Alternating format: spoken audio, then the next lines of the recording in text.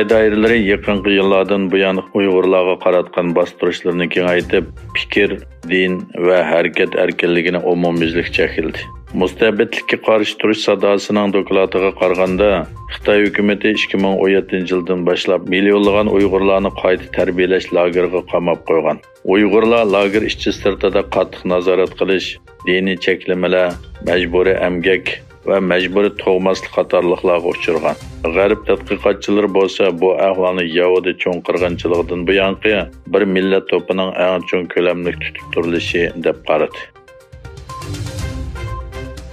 Yaponiyaning siyosiy sohasida kishilarning diqqatini tortishga boshlagan Uyg'ur parlament a'zosi Arifa Ari davr gazetining ziyoratini qabul qilganda mundaq dedi.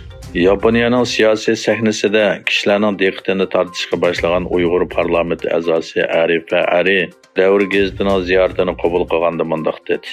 Uyg'urlar davrimizdagi eng og'ir kishilik huquq dafsandichiligini boshdan kechiryapti. Menimcha bu dunyo jamoatchiligining kishilik huquq dafsandichiligiga tutgan pozitsiyasiga bir imtihon.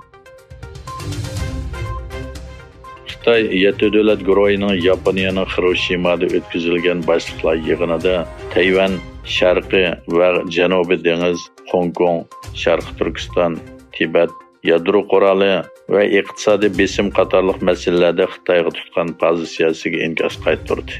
Tashqi ishlar ministrligining bayonotchisi Hua Chunying G7ning Xitoyga munosabatli masalalarni Xitoyga tuhmat qilish va ichki ishlarga aralashish uchun ishlatganligini aybladi va o'zlarining boshliqlar yig'inining sohibi Yaponiya va boshqa aloqador taraflarga e'tiroz bildirganligini aytdi.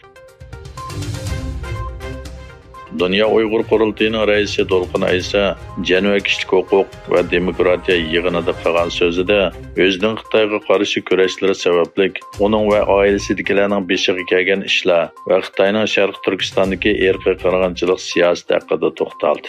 U islom dunyosining bu qirg'inchilikqa sukut qilganligini ayblab, Xitoy ochiq-oshkora holda islomga qarshi urush e'lon qildi. Afsuski, musulmon dunyosi buningga sukut qilmoqda dedi. Xitoyning tor bo'shligini nazorat qilish boshqarish tarmoqi yakshanba kuni Amerika ichki saqlag'ich o'ziki ishlab chiqaruvchisi Mikron Texnika shirkati ishlab chiqargan mahsulotlarning tor bexatarligi tekshirishidan o'tmaganligini, asosliq ul aslahat tijoratchilarining bu shirkatdan mol ta'minlanishini cheklaganligini e'lon qildi.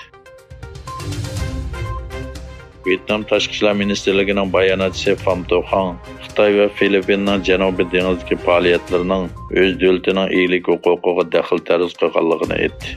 Vietnamning neft burg'ulash faoliyatini kengaytirish qaroridan keyin Xitoy bu rayonga paroxod evatib, jiddiylik keltirib chiqargan edi.